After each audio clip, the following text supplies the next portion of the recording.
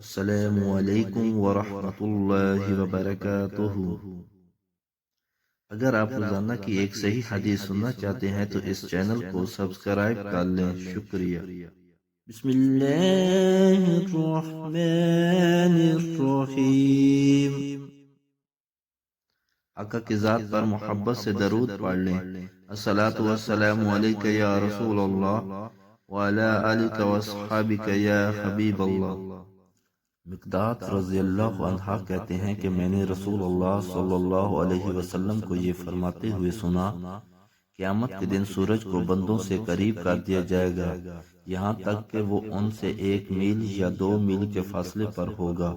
راوی سلیم بن عامر کہتے ہیں مجھے نہیں معلوم کہ رسول اللہ صلی اللہ علیہ وسلم نے کون سی میل مراد لی ہے، زمین کی مسافت یا آنکھ میں سرما لگانے کی صلاحیت۔ پھر سورج انہیں پگھلا دے گا اور لوگ اپنے اعمال کے اعتبار سے پسینے میں ڈوبے ہوں گے، بعض ایڑیوں تک، بعض گھٹنوں تک، بعض کمر تک، اور بعض کا پسینہ منہ تک لگام کی مانند ہوگا۔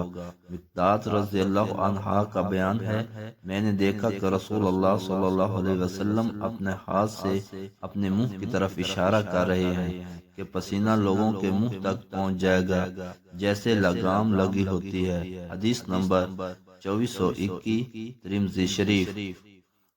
اگر ہو سکے تو اپنے والدین اور آقا کی ساری امت کے صالح ثواب کے لیے اس حدیث کو زیادہ سے زیادہ شیئر کریں۔ جزاک اللہ خیر۔